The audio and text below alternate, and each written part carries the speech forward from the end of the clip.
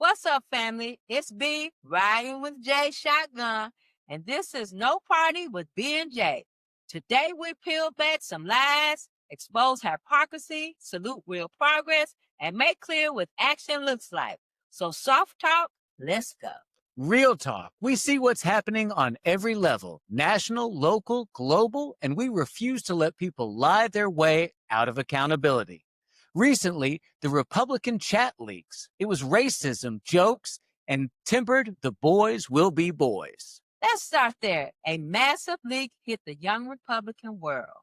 We're talking pages of telegram messages from GOP youth leaders.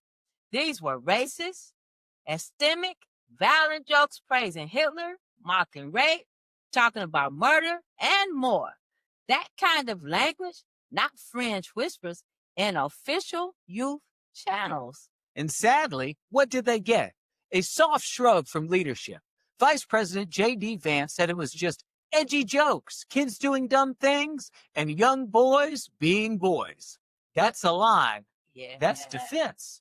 But listen, if that were the Democratic youth or Black youth or any group outside of their circle, they'd be canceled, fired, publicly excommunicated. They'd be erased. But folks inside the club get clemency. That reveals the double standard.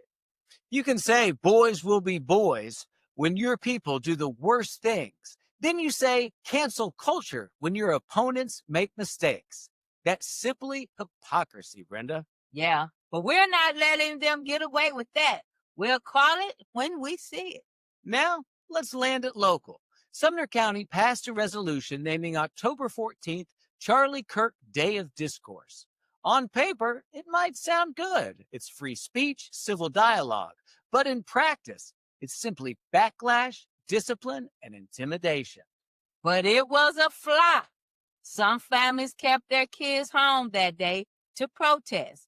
Some school employees have faced no contact bans, suspensions, or threats for speaking out about Charlie Kirk.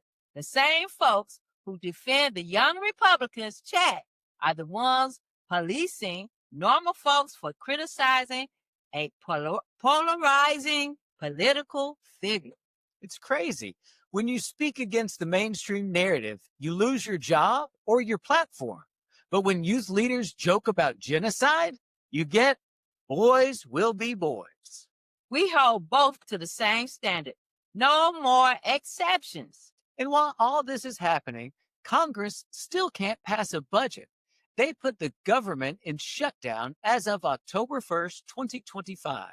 Federal workers are getting laid off by the thousands. No checks, no security. Meanwhile, politicians are still being paid, still sitting in their seats. Reports say over 4,100 federal employees have already lost jobs. More layoffs are coming. A judge temporarily blocked further firing, saying what they're doing looks politically driven. Think about that. People who serve this country are getting discarded because politicians refuse to do their jobs. It's simply hollow. Now, on the global side, we want to give a hat tip where it's due. Israel and Hamas have signed a first phase ceasefire. The terms are hostages exchanged, troops pulled back to agreed lines, Palestine prisoners freed, humanitarian aid allowed. 8 trucks are entering Gaza. Bodies of hostages are being returned. The UN is preparing to ramp up food, medical supplies, and relief. But real talk, this is very fragile. Peace is fragile. There are tensions over who turns over what bodies, whether disarmament happens, and who holds power in Gaza next. We salute those who negotiated this. They risked within the chaos, but we don't let them off the hook. We watch, we still hold them accountable. Well, let's go back local. The big band fight is real. Joanna Daniels is at it again, and the Library Board is pushing for policy change to remove books they deem too emotional or too political, especially books by and for marginalized voices. And sadly, they're still framing it as protecting children. But what they're protecting is their control, what stories get told and who gets silenced. This is how the machinery works. First words, then books, then ideas, then power. We see the pattern nationally and locally. Now, here's what matters. No Kings protest is this Saturday, October 18th, and we want you there because we don't just talk, we act. When kings rise, we push back. When hypocrisy claims innocent, we stand in contradiction. Show up, bring your voice, bring your people, demand community rights, transparency, and respect. This is not just symbolic, it's a message. We won't bow down. We will not accept a ruling class in our towns. Family, we have laid out hypocrisy at the top. Hypocrisy locally. We have real progress, ceasefire, but danger's still ahead. We have to stay sharp, stay engaged, and stay relentless. And here's what you can do.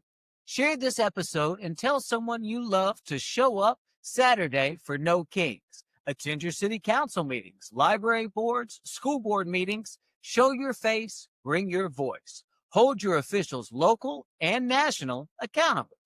Because we resist silence, we resist fear, we resist hypocrisy, and we demand real change. We're B&J, and we're not backing down. Stay loud, stay ready. And see you on the other side.